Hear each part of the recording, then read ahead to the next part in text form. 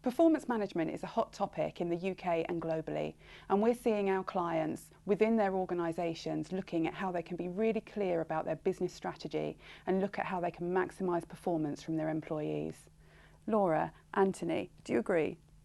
Yeah, absolutely. I think there are a lot of organisations out there who are grappling with their performance management approach, whether that's from a technology perspective, whether it's the process, whether it's are we really able to measure the how as well as the what.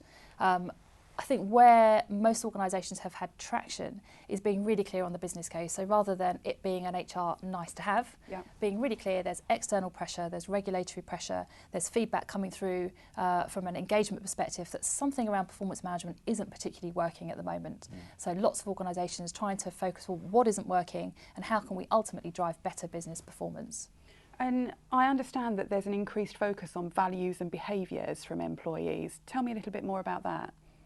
I think that's driven from a number of perspectives. Again, that regulatory pressure is really key here. Financial services is a good example. External pressure to really demonstrate that organisations are focusing on the culture, that they're embedding values within their organisation, and they're ultimately rewarding the right behaviour. Sure. So performance management has traditionally been a bit of a tick box exercise, a process that an organisation goes through once a year to focus on, well, what did you do this year and how should you be rewarded? I think values and behaviours are becoming probably the most critical element in a new performance management approach. So, you know, are the values consistent with the organisational goals? And what does an individual need to do? And how will we know that they've demonstrated those behaviours? How is it measured? How are they embedded in individual objectives? Sure. I'd agree with that, and I think the Financial Conduct Authority, the FCA here, are demanding that. So technology has a role here to play in that reporting, frankly, on those competencies, behaviours. We only need to look at the banking industry to see obvious reasons why that needs to be reported in the right way back to those authorities. It's quite a hard thing to encourage people to change though. So if you take any organisation and the range of roles within it, how can you channel down to each individual what they need to do so their performance is in line with the strategy and the values of the organisation? I mean, I think that the first thing is to make the strategy relevant to an individual or to a business unit or to a team, which sounds obvious, but actually it's quite hard to do. As an individual sitting a few levels down within an organisation, you know, are they even aware of the strategy? And if they are, can they articulate it in a way that makes it clear what they can individually do to help that organisation meet that strategy? And I think the best way to do that is through a conversation with line managers, through relationships of really understanding what does it mean for me.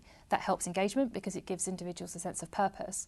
But actually it makes sure that once you've got a clear process and system around setting objectives, those objectives collectively are heading in the right direction and will deliver the strategy at the end of the day. I completely agree, and there's some, you know, and technology has an enabling role here.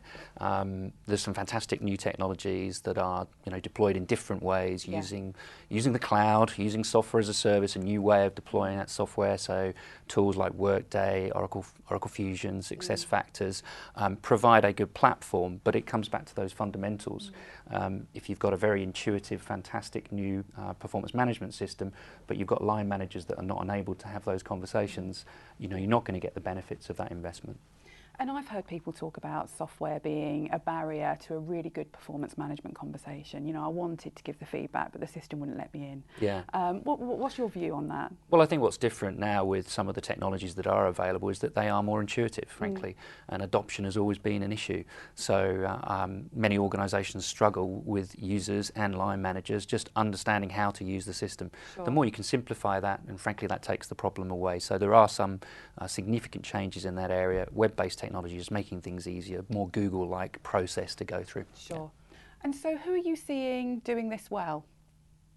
I think there are lots of examples actually, interestingly often driven by external pressure.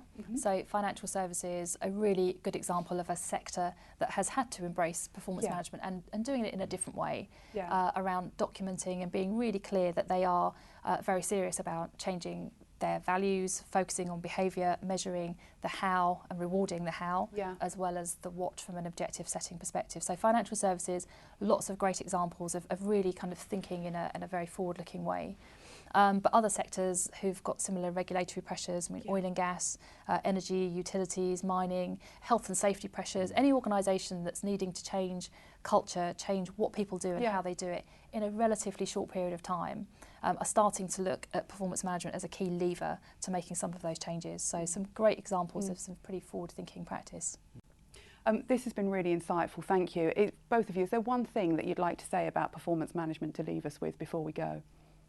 I think for me it's being really clear what is the business case, why change performance management, and ultimately what impact will it have on the business outcomes to get buy-in, to get support, and ultimately to make the biggest difference. For me, I think from an infrastructure perspective, there's a lot of great technology out there that can support that process. But again, it's an enabler. And getting the fundamentals right, as we've been talking about, is critical. But technology can support that process. Brilliant. That's great. Thank you.